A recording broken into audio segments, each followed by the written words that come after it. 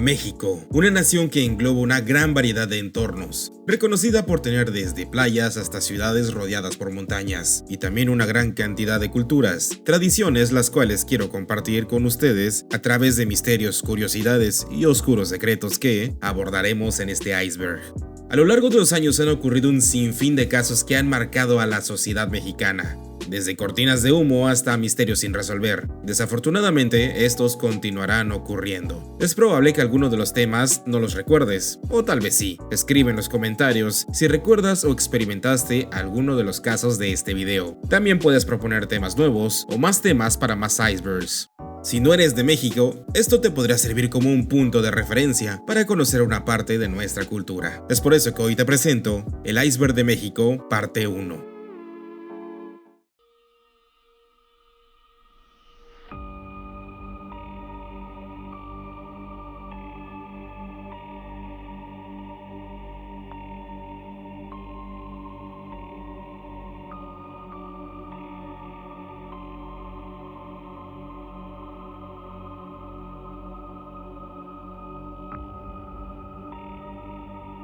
Una de las peores cárceles que ha tenido México es sin duda la conocida como Lecumberri. Esta merece un video por sí misma, sin embargo, acogió por 18 meses a uno de los cantantes mexicanos más famosos, Juan Gabriel. Y es que lo más curioso es que entró a esta cárcel por un supuesto crimen menor. El Divo de Juárez estuvo en Lecumberri a finales de la década de los 70s. Debido a un robo en una fiesta, Claudia Islas incriminó al cantante mencionando que le había robado varias joyas y un radio. En realidad esto era falso, y tras pasar 18 meses tras las rejas, Juan Gabriel fue finalmente liberado, luego de una conversación con Ofelia Urtuzuastegui de Puentes, esposa del director de la cárcel, en la que el cantante mexicano confesó su inocencia. No obstante, en esta época fue donde creó varios de sus temas más famosos, como lo es No tengo dinero y Tres claveles y un rosal. El año 2021 estuvo afectado por el confinamiento. Aunque este no estaba en su máximo auge, aún era presente en algunos sectores de la sociedad. Esto evocó a que existiera un incremento en el tiempo y uso de redes sociales, cosa que le pareció un área de oportunidad al Partido Verde. El Partido Verde Ecologista es un partido político fundado en 1986, mismo que se compone de una ideología progresista, ecologista, animalista y suele ser central con una orientación a la izquierda. Bueno, supuestamente. El caso es que en 2021, un montón de creadores de contenido comenzaron a grabar material en el que expresaban un discurso a favor del partido. La cosa acabó bastante mal, pues a los creadores se les tachó de vendidos. Y eso que hay una que otra figura bastante popular. Esta es una respuesta que me cuesta mucho, porque la gente siempre suele atacar cuando compartes tu opinión sobre la religión, la política, fútbol, etc. Yo me informé, siempre que hay elecciones, y me gustaron mucho las propuestas que te... Sí voy a salir a votar, se los he dicho, es muy importante el voto.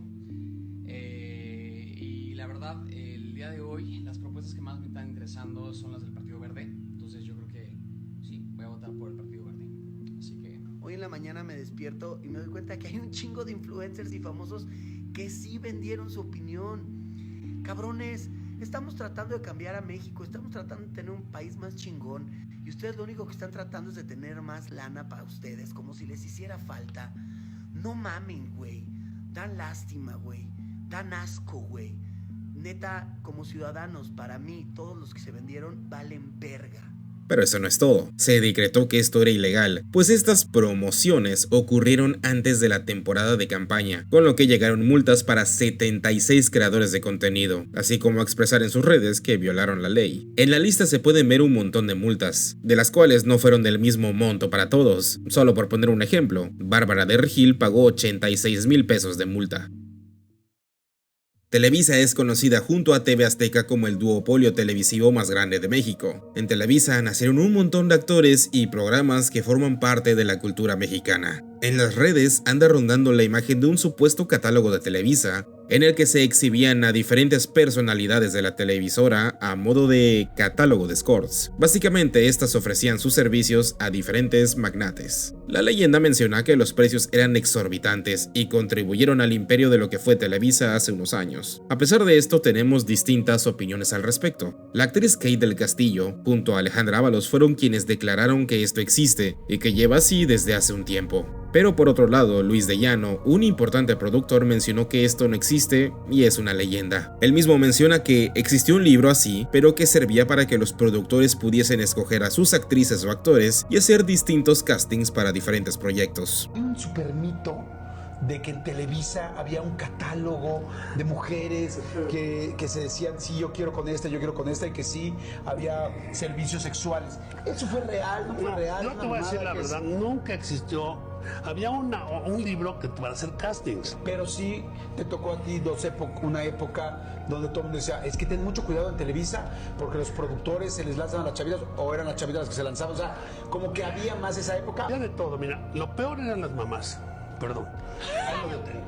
Okay. Las mamás que llegaban con sus hijas y de repente ahí las sentaban y hasta a mí varias mamás me dijeron y le dije, señora, perdóneme, pero está usted equivocada. ¿Así de que le ofrezco a mi hija? No, mira, ¿tú crees que yo pude haber hecho la cantidad de grupos que yo hacía, la cantidad de programas, la cantidad de novelas?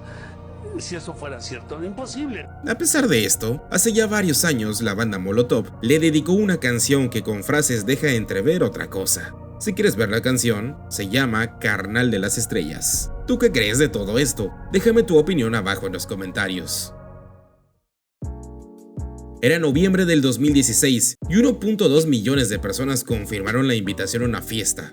Ese tema es bastante conocido, pero ¿por qué se hizo viral? El video en cuestión es algo chusco. Hacen una invitación a una fiesta de 15 años en un pueblo, pero al dejar la invitación abierta, todo el mundo dijo que iría y bueno, algo así fue. Se hizo tan viral que no tardó la televisión en meterla. Recuerdo que en ese entonces todo el tiempo aparecían feminicidios y el valor del dólar se disparó. Es probable que esto haya sido utilizado para desviar la atención de la sociedad. Es que fue tan viral que hasta Interjet ofreció ofertas de vuelos. Imagina que tus 15 años sean transmitidos por televisión y que algunas figuras famosas vayan. ¿Qué sentido tiene? En fin. Roberto Gómez Bolaños. Un nombre que probablemente tienes bien marcado en la mente. Todos alguna vez hemos escuchado ese nombre. Se trata de uno de los personajes más populares en la cultura mexicana, debido a sus aportaciones en el entretenimiento. Fue el creador del Chavo del Ocho, Chespirito, el Dr. Chapatín, entre otros personajes. Este tuvo un elenco igual de importante, y curiosamente, un personaje de este elenco es quien trae la siguiente leyenda, o teoría. La muerte de Roberto Gómez Bolaños ocurrió mucho antes de lo que fue reportada. Primero, el día en que se confirmó la muerte de Roberto, se hizo literal un paro nacional y en la Ciudad de México se transmitió una ceremonia, fue un especial televisivo, y al día siguiente un montón de niños desfilaron e hicieron coreografías bien ejecutadas, eso sí con disfraces de los personajes de Roberto Gómez Bolaños. ¿En qué momento se crearon todos esos trajes? ¿Cómo es que la televisora tenía todo planeado para gestionar tanto el especial como la transmisión y todo lo que evocó la muerte de Roberto Gómez Bolaños? Carlos Villagrán es quien menciona esto en una entrevista en televisión. Juzga tú mismo. Pero resulta que me doy cuenta que pues Roberto no murió ese día. Yo creo que murió mucho antes y Florinda le dijo, murió, aguántamelo. Porque no te explicas, por ejemplo, que murió Roberto Gómez Bolaños y al otro día le hacen un homenaje en el Estadio Azteca y salen miles de trajes del Chavo del Ocho y el Chapulín Colorado. ¿A qué horas los hicieron? ¿Alguna vez en tu infancia debiste ver la sección Servicio a la Comunidad? Una buena idea en aquel tiempo donde internet no era lo que es ahora. Brindaba un medio de difusión para personas desaparecidas. Hasta aquí todo bien, sin embargo existe una popular leyenda urbana. Durante algún momento de los comerciales se emitió una cápsula narrada por Melquiades Sánchez. XHGC Canal 5, al servicio de la comunidad. Pedimos ayuda para localizar a Selene Delgado López, de 18 años, se extravió el 22 de abril en la delegación Álvaro Obregón, quien describía a personas desaparecidas. Yo recuerdo haber visto estas cápsulas, y algo que ciertamente comentan en internet es que las fotos se veían mucho más viejas para la calidad de la época, además de que a veces era poco clara la imagen. Entre todas las personas que llegaron a aparecer en este informe, resalta el caso de Selene Delgado. El Diamante Negro desde 2020 lleva haciendo hilos en Twitter y reportando el caso, donde él declara que ella nunca existió. Al parecer en la RNPED no existe registro de su desaparición. Canal 5, donde se emitía, ya no tiene desde hace años el contacto de quienes solicitaban su difusión, y se sabe que don Melquiades, quien dio voz a estas cápsulas, grabó al menos 2 veces esta búsqueda. ¿Por qué? Muchos teorizan que en realidad Selene Delgado nunca existió y se trata de una representación de una mujer con rasgos comunes en la sociedad mexicana. Es bastante habitual que existan casos de secuestro y con la imagen de Selene Delgado posiblemente querían abarcar a más de un caso. La aparición de estas cápsulas es de hace más de 20 años y al menos se sabe que Selene Delgado estuvo al aire por 8 años. ¿Qué piensas de todo esto? La matanza de Tlatelolco sin duda es uno de los hechos que más ha marcado a la sociedad mexicana. A pesar de tener ya más de 50 años de ocurrido, sigue estando presente cada 2 de octubre. Durante el mandato del presidente Gustavo Díaz Ordaz, se presentarían los Juegos Olímpicos en México. Precisamente, meses antes los jóvenes universitarios habían comenzado una serie de protestas debido a represivas que comenzaron a aplicar en el Distrito Federal. Cabe recalcar que estas protestas eran pacíficas, pero eran masivas y la población apoyó estos movimientos. El Batallón Olimpia, parte de la policía secreta, arremetieron contra los estudiantes en la fecha mencionada anteriormente. Esto fue en la Plaza de las Tres Culturas en la Ciudad de México. Esta matanza es conocida como uno de los actos más represivos y violentos en la historia de América Latina. Si bien oficialmente puedes encontrar que el registro dice que fueron 20 víctimas, la realidad es que fueron muchos más. Se cree que la cifra podría superar las 300. Y naturalmente este encubrimiento fue con la intención de no perjudicar tanto la imagen del gobierno mexicano, pero la realidad es que desde ese entonces quedó una huella que no se olvida. Existe una película mexicana la cual representa cómo ocurrieron los hechos, película que he visto y te recomiendo echarle un ojo. Se llama Rojo Amanecer.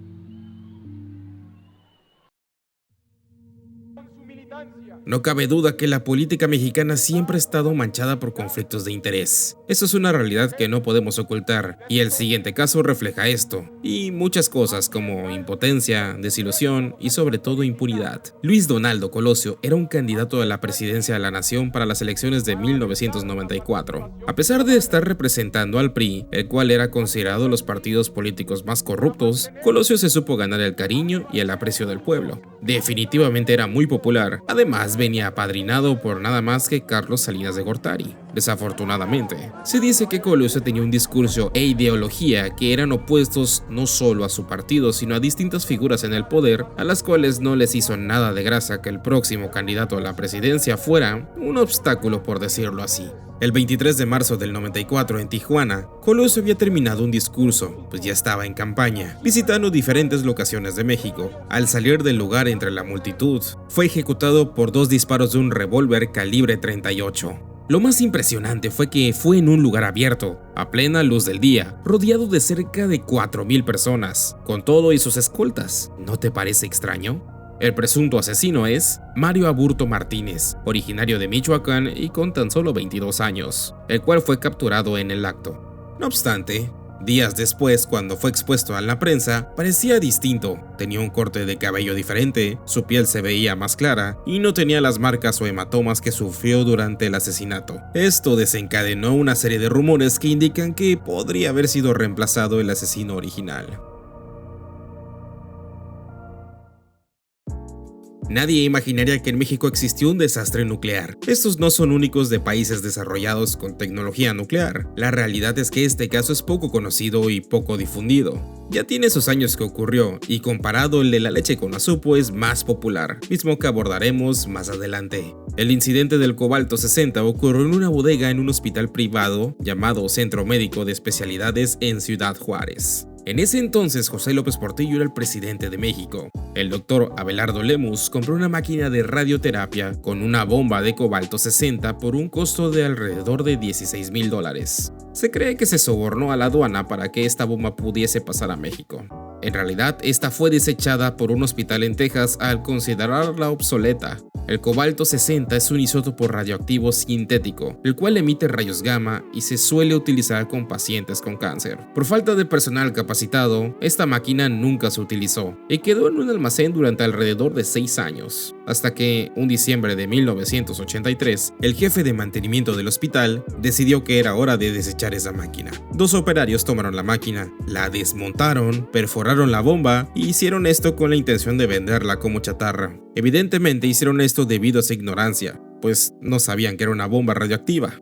Una vez la máquina fue desarmada, se llevó al depósito de chatarra conocido como Fénix. Allí fue vendida Y sin embargo, durante el trayecto la camioneta fue contaminando el camino con material radioactivo por toda la ciudad. El cobalto 60 se mezcló con demás chatarra y materiales en el depósito, contaminando así todo el depósito. A su vez, estos materiales fueron vendidos a otras empresas fundidoras, en las cuales se encuentra Aceros de Chihuahua. Las empresas fabricaron varillas de acero para la construcción de edificios, y se estima que 6,000 toneladas de este material se distribuyeron a más de la mitad de los estados de México. Ahora bien, este material también acabó en Estados Unidos, específicamente en Texas. De hecho, por casualidad es que sabemos de este caso, ya que un tráiler repleto de varillas contaminadas pasó por una central nuclear, y esta alertó a todos los operarios, pues los detectores de radioactividad se activaron. Este laboratorio alertó a México de la contaminación, y después de unas semanas se encontró una de las principales fuentes de contaminación, la camioneta del personal de mantenimiento del hospital. Esta, aún después de varios meses del desmantelamiento, aún tenía altos niveles de radioactividad. Debido a que en México no existía un organismo especializado para tratar este tipo de casos, se minimizó el incidente y se llevaron a simples empleados a recolectar el material, estos sin equipo ni experiencia. Se solicitó el apoyo a Estados Unidos. Helicópteros y tropas apoyaron con la búsqueda y recolección del material, mismo que se dejó a disposición de las empresas que habían producido este mismo material. 20,000 toneladas de material radioactivo se recolectaron tras 9 meses de búsqueda. Estaba en todos lados, en llantas, en coches, en la carretera, en varias paredes. Se estima que alrededor de 800 construcciones fueron demolidas y alrededor de 4,000 personas expuestas. Los desechos fueron enterrados por las empresas afectadas en una zona desértica, y esto se hizo a mano y con palas. Durante la década de los 90, un grupo delictivo se hizo bastante famoso en México. Daniel Arismendi era el líder del grupo de secuestradores, quienes para forzar a las familias mexicanas les mandaba orejas de sus víctimas.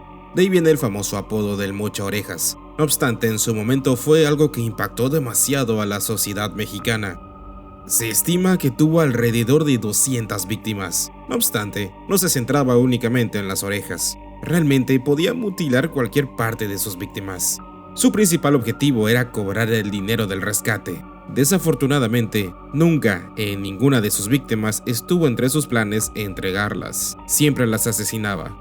Nacido el 22 de julio de 1958, Daniel Arismendi López comenzó su vida criminal desde muy joven, robando partes de vehículos en la Ciudad de México. La banda con la que operaba estos secuestros estaba compuesta por su propia familia y estuvieron activos entre 1995 y 1998. Sus objetivos normalmente eran familias de gente adinerada. Se sabe que fue detenido el 17 de agosto de 1998 y en su casa se encontraron 30 millones de pesos y más de $500,000 entre otras cosas. Actualmente está en prisión con una condena de 393 años de cárcel. Una de las comidas más comunes que podrás encontrar en todo México es la conocida como tamales. Son una creación hecha a base de masa y que suele llevar carne de algún guisado en el centro. Existe un sinfín de variedades y es algo tradicional de la cultura mexicana. No obstante, hubo un caso bastante curioso. Anabel Gómez López es conocida como la tamalera de carne humana. Resulta que en una ocasión sus vecinos reportaron una fuga de gas. Al llegar las autoridades encontraron restos humanos en su nevera. Una vez detenida, confesó cómo comenzó todo. Un día no tenía dinero para comprar la carne para los tamales del día siguiente, y en ese entonces se encontró en la calle una niña perdida buscando a sus papás. Anabel, con toda la buena intención del mundo, la llevó a su casa para cuidarla y marcar por teléfono a sus padres para que fueran por ella. Pero se dijo a sí misma: Ana, ahí tienes la carne para tus tamales. Y la niña nunca regresó. Solo imagina cuánta gente comió tamales de carne humana y nunca se enteró. Todo esto se destapó gracias al reporte de la fuga de gas. El siguiente es uno de los casos más conocidos en México. Juana Barraza Samperio nació el 27 de diciembre de 1967 en Epazoyucan, Hidalgo, en el Estado de México. Participó en la lucha libre mexicana, donde era conocida como la Dama del Silencio. Posteriormente pasó a ser promotora. No obstante, su fama no se debe a esa época de su vida, sino a que fue sentenciada por el asesinato de 16 mujeres de la tercera edad. ¿Pero por qué? Ella declara que sentía odio hacia las mujeres mayores, pues le recordaban a su madre, quien la maltrataba y la vendía por unas cervezas. Su modo de operar era disfrazarse de enfermera y ganarse la confianza de mujeres mayores quienes vivían solas. Una vez estudiaba a sus víctimas, las iba a visitar y las engañaba diciendo que venía de parte del sector de la salud. Una vez dentro de los hogares las asesinaba y robaba todo lo que podía. Después de 3 años cometiendo asesinatos, en 2006 fue detenida en calidad de sospechosa hasta que se pudo comprobar su culpabilidad. Fue sentenciada a 700 años de cárcel.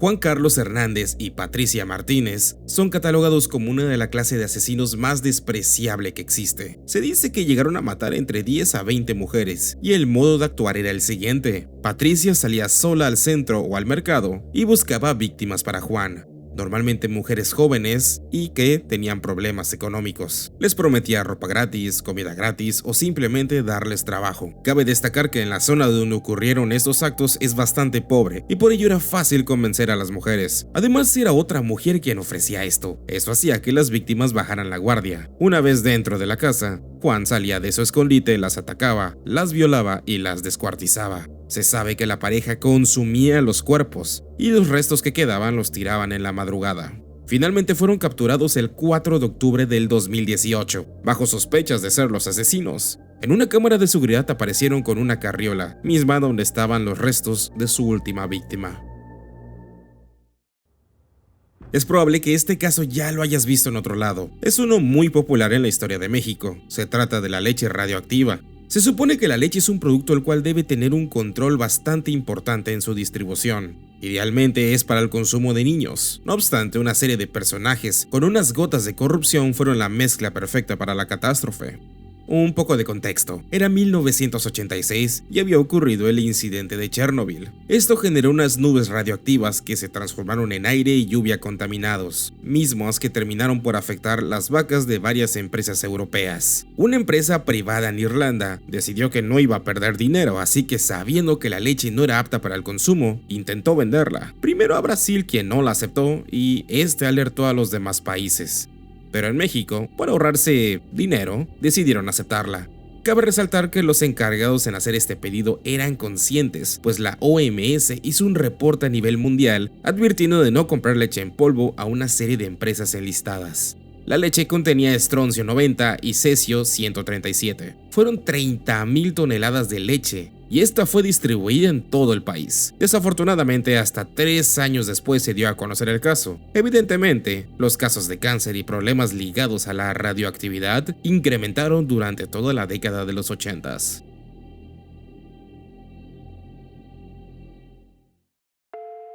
El conocido como el gasolinazo fue una serie de acciones efectuadas por el gobierno del expresidente Peña Nieto, las cuales esperaba que fortalecieran la economía, mismas que estaban basadas en el neoliberalismo, como fijar el precio de la gasolina al precio de venta mundial. Esto era parte de las reformas que el presidente Peña Nieto ejecutó. Ya saben, la reforma educativa, la reforma energética, la reforma de telecomunicaciones, entre otras. Desgraciadamente esto hizo todo lo opuesto: encarecer el costo de la gasolina, y pasamos en un solo sexenio a triplicar su costo. Yo recuerdo más o menos en 2011 o 2012 que la gasolina costaba más o menos 6 pesos por litro, y para finales del sexenio de Peña Nieto ya rondaba los 18 pesos. Esto evocó una serie de protestas y el movimiento de la sociedad, que, bastante descontenta, provocó en redes sociales hacer concentraciones de gente que llegó hasta las 20,000 personas. Esto igual provocó vandalismo, grupos clandestinos saquearon tiendas y hubo muchos disturbios en diferentes locales. Era el año 2014 y el conocido Eugenio Derbez generó polémica en redes sociales debido a su discurso al inicio de la campaña del Teletón. El Teletón es una organización supuestamente sin fines de lucro que busca ayudar a personas, normalmente niños con discapacidad, cáncer, autismo, a través de sus centros de ayuda, apoyo con equipamiento especializado y terapias. No voy a negar el apoyo que el Teletón ha dado a lo largo de la historia. Personalmente he ido a un CRIT, he visto las instalaciones, las máquinas, los centros de terapia, y sin duda es un beneficio. A pesar de esto, la realidad es que el Teletón recauda una brutalidad de dinero y no pareciera ser suficiente para proveer los recursos a los centros de apoyo. Solo para que te des una idea, la campaña del 2022 recaudó esto que aparece en pantalla.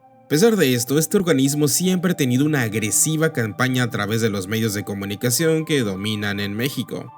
Y bueno, siempre ha sido así desde hace muchos años, pero en los últimos años últimamente la gente ha optado por ya no donar al Teletón, pues este parece un organismo poco transparente. Esto provocó que Eugenio Derbez explotara en redes en aquel 2014. Abordó temas que en ese entonces eran muy delicados, como el tema de la Casa Blanca o el tema de Ayotzinapa, que fueron bastante sonados en México. Naturalmente fue muy criticado en su momento, y es que su objetivo era crear conciencia, generar empatía para que la audiencia donara, pero provocó todo lo contrario. Paralelamente, existen un sinfín de comentarios en redes que, muy por el contrario a lo que Derbez menciona, no reciben apoyo, no se les da dinero, no reciben tratamientos. Si conoces alguno de esos casos, no olvides dejarlo en los comentarios. Juzga tú mismo. Quiero externar de manera muy personal algunos puntos que se han estado comentando mucho en las redes sociales y que creo yo no podemos ignorar. Por ejemplo, ha habido muchas críticas al Teletón, cuestionando la transparencia de la fundación, o que si esto es una estrategia de Televisa para pagar menos impuestos. Vaya, hasta se ha comentado que la lana se usó para construir una mansión en las Lomas. ¿Y qué? Solo porque hace unos días hablaron de Ayotzinapa y hoy están aquí apoyando a los niños, ¿también los van a tachar de tener doble moral? Digo, ya sé que estamos hartos de la corrupción, impunidad, violencia, inseguridad. Es entendible que estemos llenos de enojo, de rencor, de odio, pero no por eso vamos a odiar parejo, ¿no? Digo, no más falta que empiecen con que odio a la Cruz Roja también, porque para mí que se quedan con el donativo de las colectas. O odio a 1 kilo de ayuda, para mí que ni es 1 kilo, han de ser 800 gramos. De verdad no podemos odiar a lo tonto. Y ahorita les estoy hablando como mexicano, no como televiso, como muchos nos llaman a los que trabajamos aquí.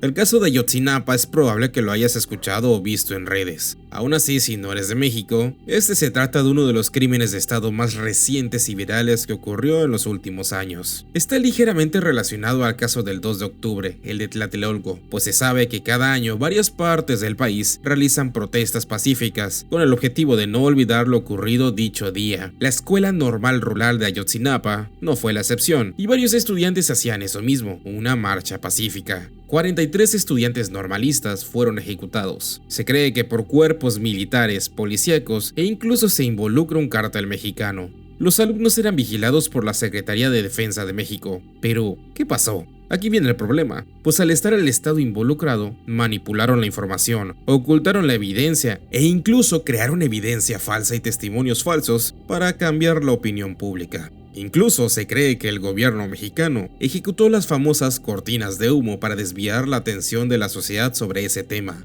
¿Recuerdas el caso de la muerte de Roberto Gómez Bolaños en noviembre del 2014? Pues todo el circo del fallecimiento del Chavo del Ocho fue solo unos meses después del caso de Ayotzinapa. ¿Ahora comprendes por qué la gente piensa que fue una cortina de humo?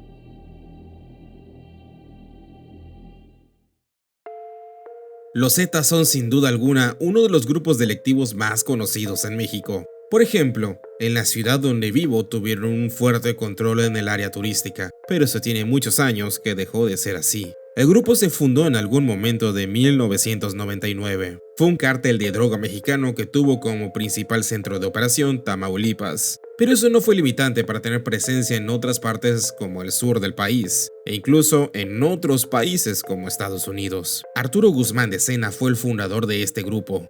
Era parte del ejército mexicano. Posteriormente pasó a la policía judicial, donde su clave de comunicaciones radiales era Z1. De ahí proviene el origen del nombre. Uno de los momentos más difíciles de México fue cuando los Zetas entraron en conflicto con el Cártel del Golfo, otro grupo delictivo, y esto fue alrededor del año 2010, lo cual llenó de violencia varias ciudades de México. Si bien actualmente los Zetas ya no existen, sí fueron bastante populares. La Sedena ejecutó a varios de sus líderes, mientras que uno a uno se pasaban el control de la organización. Algunos de los viejos miembros de los Zetas crearon un nuevo grupo, conocido como el Cártel del Noreste.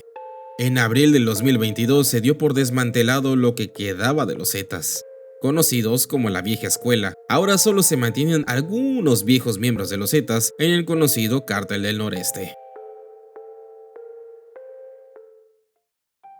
Los cárteles suelen tener una dualidad en la forma de ser vistos por la sociedad. En general se les tiene como grupos delictivos que tienen un sinfín de variedades para obtener ingresos. La venta de armas, venta de drogas, prostitución, trata de blancas, secuestros, despojos, entre otras cosas. Pero por otro lado, también se han visto casos donde los cárteles apoyan a poblaciones marginales o de escasos recursos en México. Se tiene de referencia al Chapo Guzmán, quien en varios pueblos creó escuelas, cosas que debería hacer el gobierno. También se sabe que suelen apoyar con suministros a varios poblados, y la razón es muy sencilla. Su objetivo es poner al pueblo de su lado, de tal forma que la misma población mexicana los proteja, les avise cuando vienen soldados, elementos de la policía o incluso encubrir sus actos delictivos. Esto es algo que solamente ves en pueblos, no pasa en ciudades. Pues esto ocurre en lugares donde existe una necesidad real, y al ser estos quienes apoyan a estos pueblos, se ganan, digamos, el aprecio de la sociedad. Hijo del famoso Chapo Guzmán, el menor de los Chapitos y una pieza clave para el cartel de Sinaloa. Era 2019 y ocurrió una de las peores operaciones de asalto en México. Tanto la Secretaría de Defensa Nacional, así como la Guardia Nacional y elementos de la GAIN, grupo de élite del ejército mexicano, estaban listos para el asalto. El objetivo, capturar a Ovidio. No obstante, el cártel de Sinaloa detectó a los demás elementos de apoyo. En los videos se puede ver cómo Ovidio no opone resistencia e incluso se le solicita que detenga los ataques del cártel, cosa que Ovidio hace, pero se cree que su hermano Archibaldo denegó esta orden y continuó con los ataques. Desafortunadamente, todos los elementos del ejército mexicano eran enviados de otros estados, y el cártel, al conocer perfectamente la ciudad, tomó puntos importantes de la misma, propiciando el caos. El resultado, un enfrentamiento brutal. Se estima que habían más de 800 civiles representando al cártel, contra poco más de 300 elementos de la Guardia Nacional y demás departamentos militares. Para colmo, hubo un motín en el penal de Aguaruto, donde cerca de 50 presos que tenían nexos con el cártel lograron escapar. La situación se salió de control. Sinaloa estaba en caos. Donde sea había narcos. Los civiles se sentían desprotegidos. Todas las calles estaban vacías. Nadie quería morir como consecuencia de una bala perdida. Incluso, los mismos narcos amenazaron a los militares con acabar con sus familias. Esto si no liberaban a Ovidio. López Obrador ordenó que se detuviera el confrontamiento y soltara a Ovidio. Y ante todo esto, al final hubo 8 muertos, además de varios heridos en ambos bandos. Definitivamente el ejército mexicano no planificó ni contempló una respuesta tan agresiva. No esperaban una reacción como la que ocurrió y se vieron sobrepasados. Admitieron que la operación fue un fracaso, pues al final Ovidio fue liberado.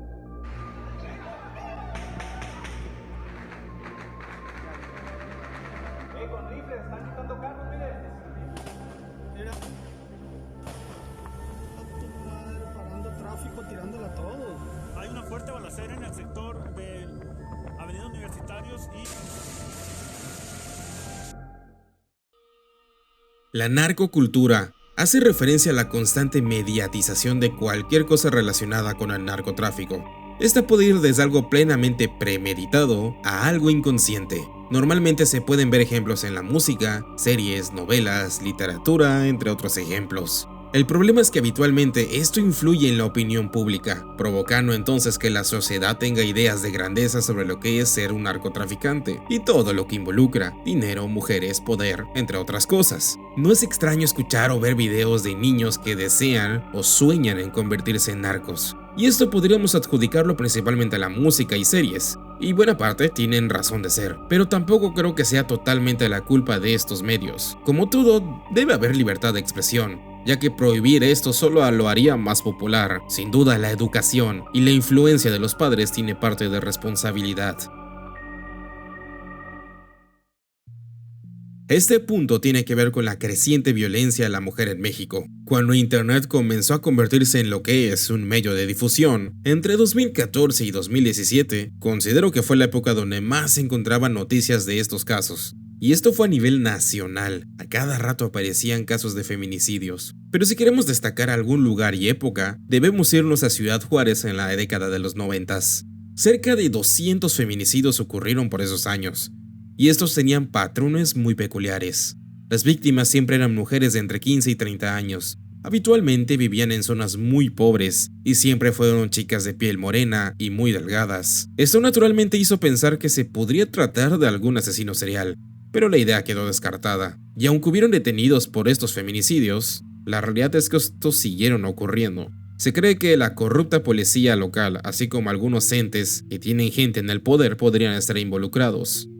Y todo esto se rescata de un libro, El feminicidio de Ciudad Juárez, mismo que aborda una teoría interesante. Tanto este libro como otros reportes publicados detallan que, en algunas escenas del crimen, se encontraron cosas bastante extrañas, como por ejemplo, semen de utilería. ¿Qué sentido tiene? Como si se tratara de una producción para adultos. De igual modo, 2 niñas desaparecidas fueron reconocidas en videos snuff. Para quienes desconocen ese término, se trata de videos para adultos, pero orientados a una violencia y asesinatos. La verdad son bastante fuertes, y está de más decir que son ilegales. Ahora, se cree que pudo haber una especie de producción clandestina de contenido snuff, el cual tomó como material mujeres secuestradas durante aquellos años.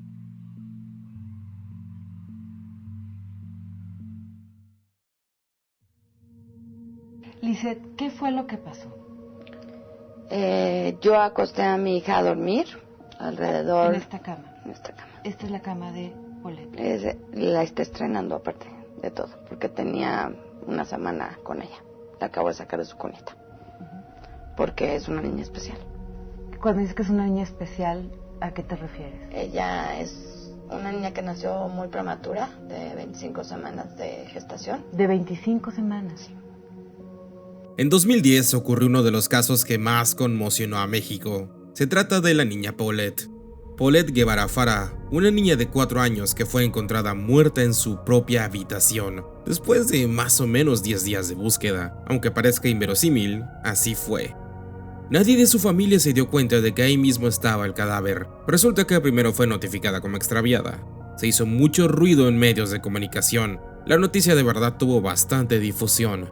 No obstante, este caso es bastante extraño, pues de la nada encontraron el cuerpo de la niña detrás de la cama donde dormía. Lo más extraño es que en este cuarto días antes hubo una entrevista televisada. Entraron alrededor de 100 personas, entre policías, investigadores, la propia familia, además de los medios de comunicación, y nadie se dio cuenta. ¿No estás enojada ni con Dios? No, pero ¿por qué me voy a enojar con Dios? Pues porque tu hija está muerta. A lo mejor después, ahorita no me puedo enojar con nadie. Ahorita es tanto mi dolor que ya no, yo sé. ¿Para qué? ¿Para qué me enojo? Que me va a hacer más daño. Tengo que salir adelante. Ya después veré con quién me peleo. Mucha gente considera esta noticia como una cortina de humo. Desafortunadamente, una niña murió y eso no se puede cambiar. Lo que resulta más extraño a la gente son las declaraciones y entrevistas que dio la madre, pues no parece sentir remordimiento, ni siquiera llora, que claro, esto no significa nada, pero cuanto menos es extraño el comportamiento de la madre. La madre fue juzgada bajo asesinato, pero antes de que el proceso judicial se efectuara, el juez a cargo desestimó el caso por falta de pruebas y al final no pasó nada, quedó libre. ¿Qué piensas de este caso? Déjame tu opinión abajo en los comentarios. ¿Te cabe en la cabeza? No, todavía no, pero ahorita estoy bloqueada del dolor que tengo. Ya te dije, después yo creo que me van a caer muchos 20. ¿Cómo le haces para tener tal entereza? ¿Meditas? Sí, tengo meditación. Yo creo que allá arriba tengo muchos ángeles porque les he pedido mucha fortaleza y entereza. Se le entiende que yo me siento, o sea, a pesar de que tengo a mi familia y todo, pues mi mamá ya es una persona grande. Mi hermana no es justo que yo le eche a perder la vida, por eso estoy sola. ¿Qué sientes el día que dice eres la principal sospechosa de haber matado a tu hija? Digo, me dio así como sorpresa, pero yo tengo mi conciencia tranquila. Y eso me dio fuerza. ¿Y te lo han preguntado así? ¿Mataste a tu hija? No, nunca me lo han preguntado. Me voy a preguntar yo. Te lo voy a preguntar yo. Dice, ¿mataste a tu hija? No, Adela, para nada. Ni lo haría nunca, ni por aquí me pasa en la mente. El siguiente caso es uno de los que más me ha llamado la atención. Ocurrió en Monterrey, en la colonia Cumbres. Diego Santoy y Erika Peña Cos son los protagonistas de este caso. Ambos tenían una relación, la cual se supone llegaba a ser tóxica por ambas partes. Según algunas declaraciones del propio Diego, Erika, su novia en ese entonces, no tenía mucho cariño por sus 2 hermanos pequeños. Cabe ningún tipo de comunicación. Según las declaraciones oficiales, Diego mató a los 2 hermanos pequeños de Erika, hirió a Erika en la cabeza y se escapó con la señora encargada de cuidar a los niños en el auto. La dejó a las afueras de la ciudad y le dio dinero. Aquí se barajan varias hipótesis, pues claramente hubo manipulación de información. Se cree que la familia de Erika tenía ciertas conexiones y apoyo, cosa que le permitieron orientar el caso a su beneficio. Y es que mira, se ha hablado muchísimo de este caso, como que la madre se acostó con Diego, que Erika le pidió a Diego que matara a sus hermanos, que ambos son cómplices, y hay muchas pruebas que apoyan estas teorías, pero como todo son conjeturas. Creo que la prueba que mejor ejemplifica esto son los careos, tanto el de la madre como el de Erika. Personalmente me gustaría hacer un video solo a este caso. Si te gustaría, deja en los comentarios. Discordia habla del caso Cumbres. Por lo pronto, Diego Santoy sigue cumpliendo condena, mientras que Erika, al menos lo último que se supo es que está viviendo en Estados Unidos, casada y con una nueva vida. ¿Qué piensas de este caso? Déjame tu opinión abajo en los comentarios. Tú estrangulaste a tu hermanita, acuchillaste a tu hermano, la aplastaste la cabeza contra la almohada hasta que se murió. Ahí te sientas aquí y me acusas a mí. Yo también estaba dispuesto a arruinar mi vida por ti, pero hubiera sido más sencillo si me hubiera suicidado, pero no, mi caso no pasó. Y aquí voy a estar todos los días defendiendo. Nada más quiero que sepas algo. Cuando yo vivo o muerto, voy a hacer que mi voz se escuche para que la verdad te persiga todos los días. No te vas a poder esconder de esto, Erika. Tu conciencia te persigue todos los días. Él está hablando, no puede intervenir. Y lo para, porque aquí hay un Dios. Yo no hice eso. Y no se juzgan las acciones, Dios, se juzgan las acciones. No el comportamiento mío o el tuyo. Las acciones, los hechos, las pruebas. Tú eres la que viene de una familia de gente enferma. Estás mal, tú, tu mamá. Por eso lo hiciste. Tú estás traumado. No puede. Qué bueno que ahorita estés recibiendo medicamento controlado. Ojalá te hubieran hecho eso antes, esto no hubiera sucedido. No estoy tomando. Se tardaron demasiado tiempo, Erika. No estoy tomando medicamento controlado. No. No. Yo me voy tranquila con el alma limpia y tú no. Yo duermo. Yo también duermo muy bien todas las noches, Erika. Pues porque no tienes conciencia y no tienes alma. Porque eres un asesino. No, porque yo he confesado lo que yo hice. Así de sencillo. Yo estoy en paz. Ya nada más estoy dispuesto a pagar por lo que me toca, por lo que me corresponda. No me voy a llevar todo. No me lo voy a quedar, Erika. Yo ya no siento nada porque no tengo por qué protegerte. Tú vas a pagar tu parte, que es todo, y lo sabes. Parte de un simulacro. En este momento se siente un temblor, se está moviendo el piso. Ustedes ya saben qué es lo que tienen que hacer en este momento. Conservar la calma y evacuar de inmediato. Me voy a levantar y voy a evacuar.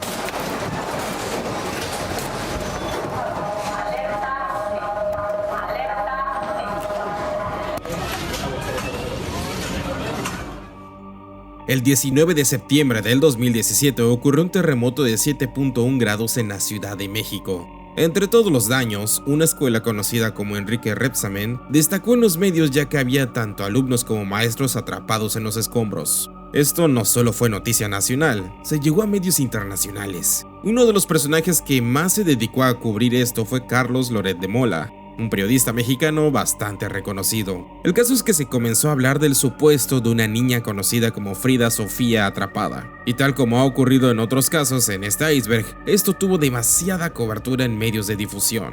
Al final, la Secretaría de Marina de México desmintió esto. Incluso se revisaron los archivos de la escuela. No existía ninguna niña registrada bajo ese nombre en esa escuela. Ordinaria, y pues al parecer pues no existe ni siquiera la niña que se dijo es Frida Sofía, y ese nombre salió de una profesora del colegio después de que fue llamada, antes de que el capitán del ejército pues diera la noticia de que había cinco cuerpos de niños con vida. ¿Por qué inventar algo así? Y más siendo un acontecimiento donde muchas personas sufrieron. Se cree que fue una cortina de humo, y de igual modo se intentaba crear empatía con la audiencia para mejorar la popularidad del presidente en turno, Enrique Peña Nieto, a pesar de que ya estaba al final de su sexenio. ¿Recuerdas el caso de Frida Sofía? Déjamelo en los comentarios. y después de recabar el censo de alumnos por parte de la Secretaría de Educación Pública, nos llevó a la conclusión de que en caso de haber un sobreviviente, no necesariamente es una menor de edad.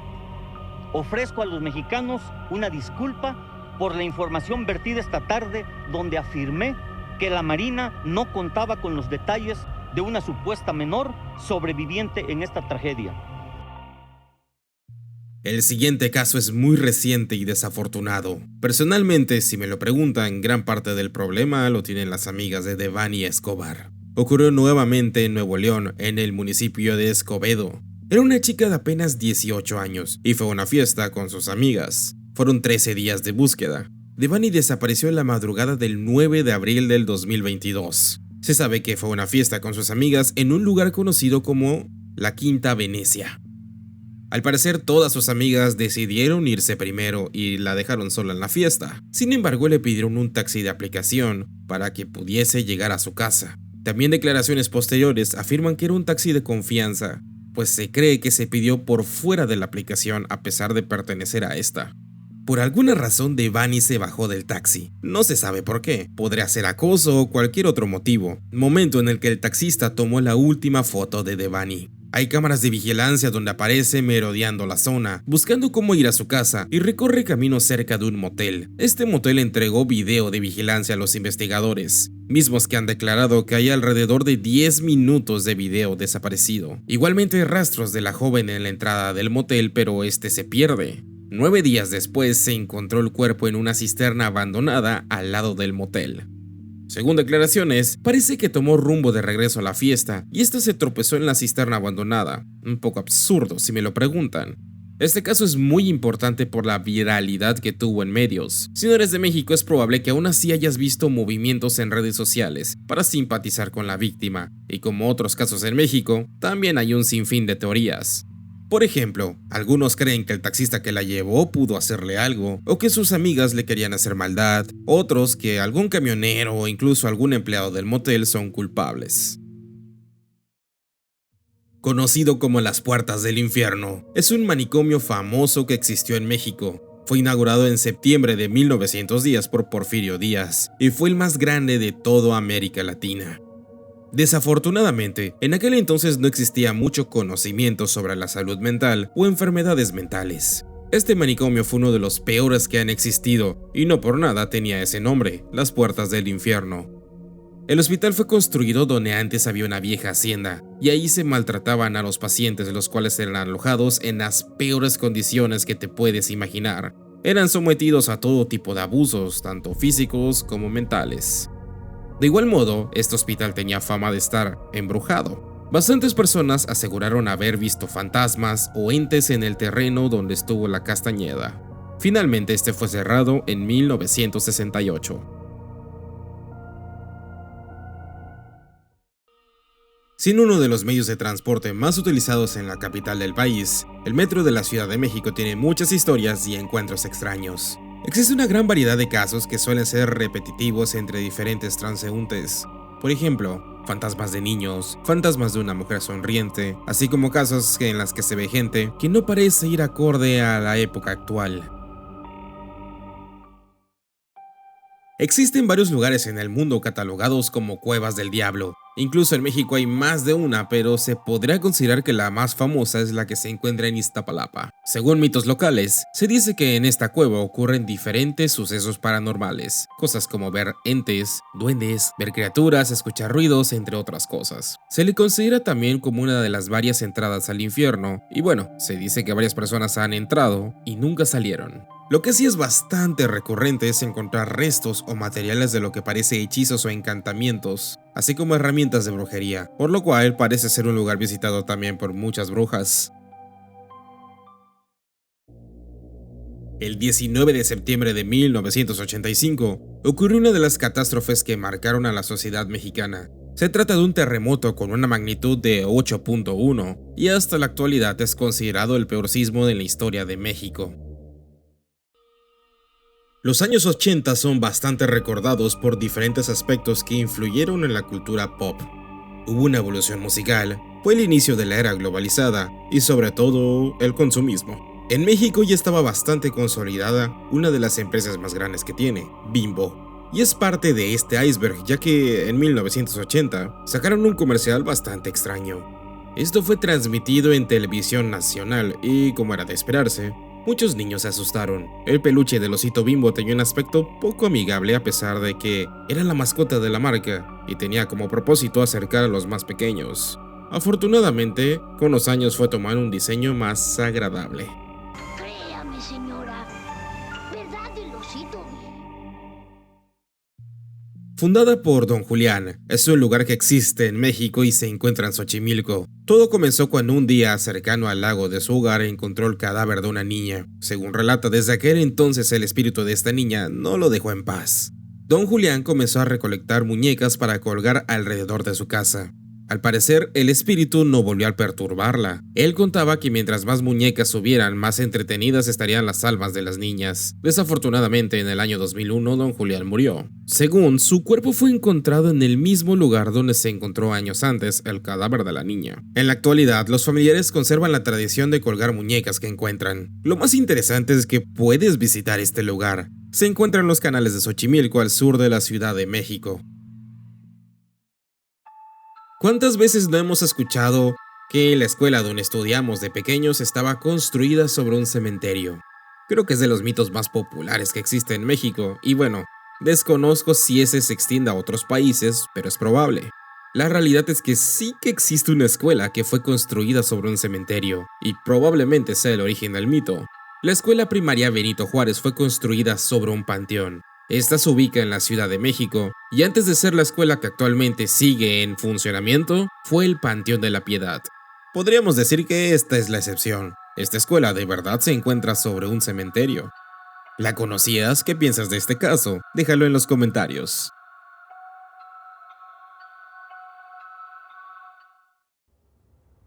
Conocido por ser un furor en los 90s y por estar presente en varios países, el chupacabra se supone que es una criatura o un depredador que acecha a sus víctimas por las noches para chuparles la sangre. La leyenda dicta que principalmente atacan ganado, pero pueden hacerlo con otros animales como caballos o perros. Ahora mismo puede parecerte gracioso, pero en serio en los 90s fue todo un tema. Constantemente aparecía en medios y prensa escrita. Además, era común que tanto hombres como mujeres se juntaran para hacer grupos de caza. Se cree que en México esto fue utilizado como una cortina de humo, algo ya bastante recurrente en este iceberg.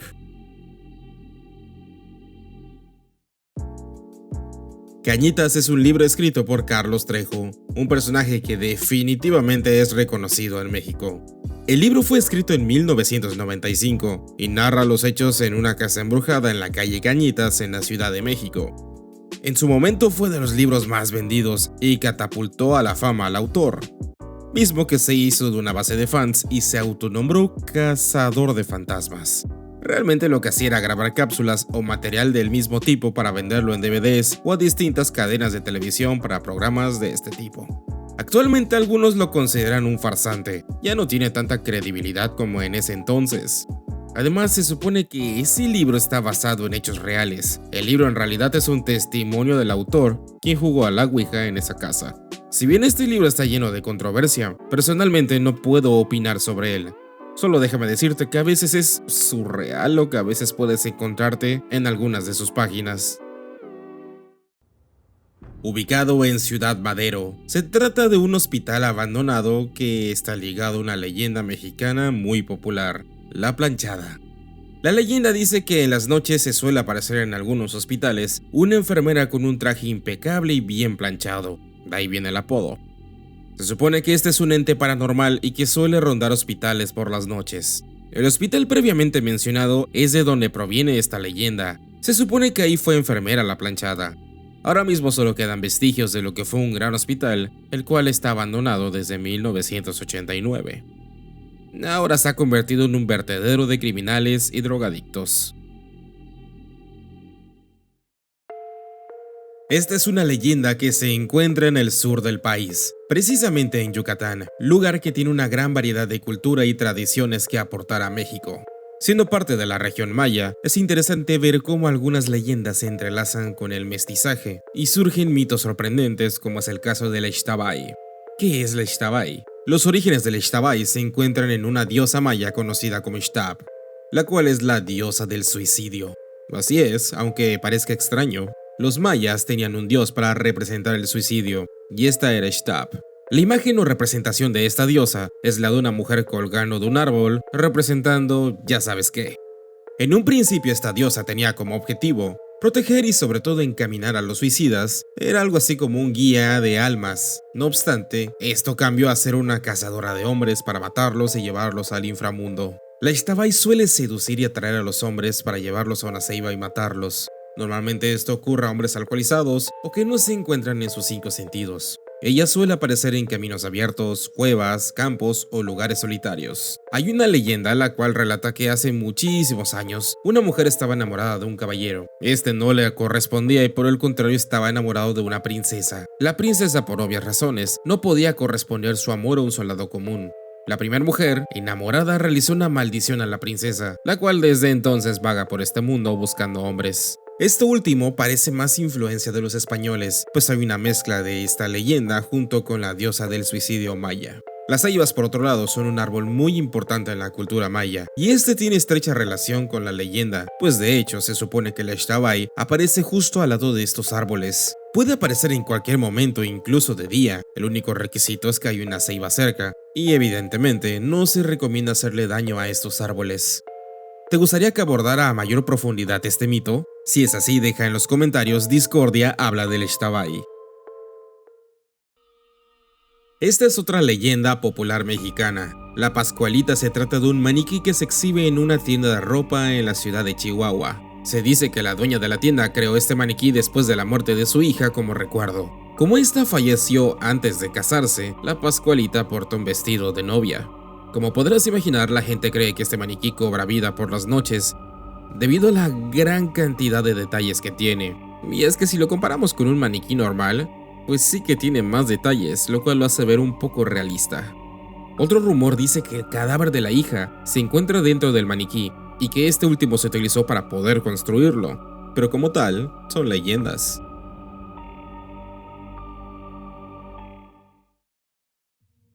Conocida por su capacidad para curar cualquier enfermedad, por muy grave que ésta sea, prácticamente hacía milagros según diferentes testimonios. Pachita fue una curandera mexicana bastante importante.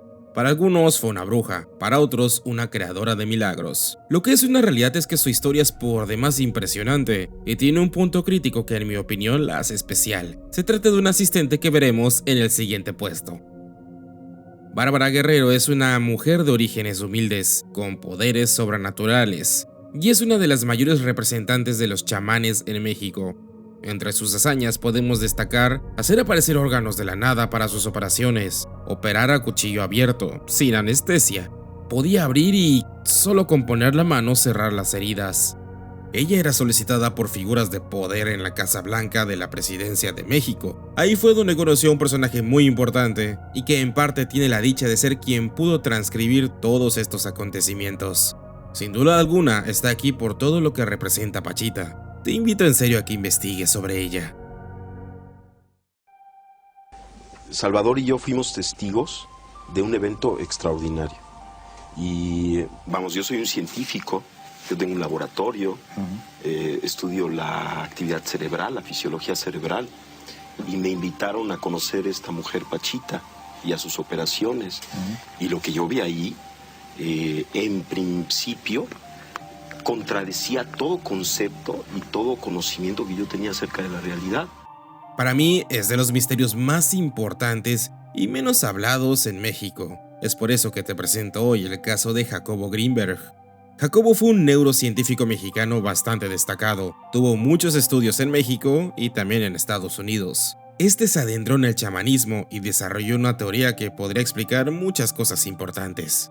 Lo que más controversia causa es que desapareció de la nada o fue desaparecido. Para continuar con el puesto anterior, él fue asistente de Pachita en diferentes operaciones. Él con sus propios ojos vio todo lo que se dice de Pachita. Y no solo eso, sino que descubrió muchas cosas. Existen varios libros donde Jacobo explica diferentes teorías que envuelven a la realidad. No soy un experto en el tema, pero he leído algunos de sus libros. Imagina que el mundo que te rodea no es más que una construcción de tu mente, que existe un campo invisible que tiene todo el conocimiento del mundo. Su teoría es conocida como la teoría sintérgica y suele verse como una forma de explicar todo. Por ejemplo, todas las hazañas impresionantes de Pachita. Estas podrían explicarse desde un punto de vista distinto, viéndola a ella como un ente capaz de alterar la realidad. Jacobo fue asistente de Pachita de forma voluntaria para estudiar precisamente todo esto. Se cree que estuvo a punto de revelar algo muy importante que cambiaría cómo vemos la realidad de este mundo, pero antes de eso desapareció y jamás se volvió a saber de él. La idea es que las distorsiones de la latiz, sobre todo las distorsiones complejas, son lo que podemos denominar objetos. La teoría sintérgica afirma que el cerebro humano es capaz de distorsionar la estructura de la latiz en la forma más compleja conocida en el universo. Y esta distorsión compleja de la latiz constituye la realidad perceptual. Jacobo creía fielmente que el humano podía ser capaz de controlar el universo a través de su mente. Aún así, explica que no todos pueden. Quienes sí pueden es porque sus sentidos están en sintonía con el universo.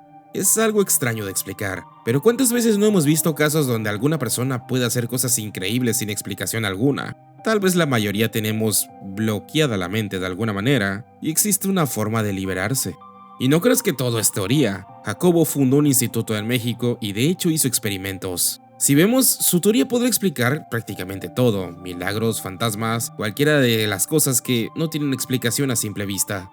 No obstante, se cree que esto no parecía buena idea para ciertas figuras de poder. Se cree que él sigue vivo pero en Estados Unidos, trabajando en secreto para la nación americana.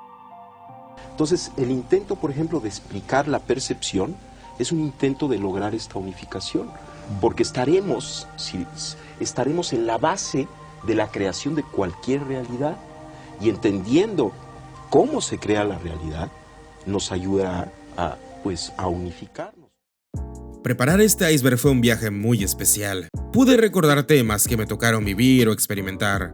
Algunos temas no me tocó vivirlos ya que son más antiguos. Aún así es enriquecedor ver todo lo que México tiene para aportar. Y esto es solo un iceberg de misterios y datos interesantes. México tiene mucho más que aportar, no solo a la ciudad mexicana, sino al mundo. Así que si este iceberg fue de tu agrado o al menos entretenido, ya sabes, puedes dejar un like o suscribirte y compartir el video con un amigo. Y si no eres de México, bueno, aquí tienes una muestra de lo que es México. Muchas gracias.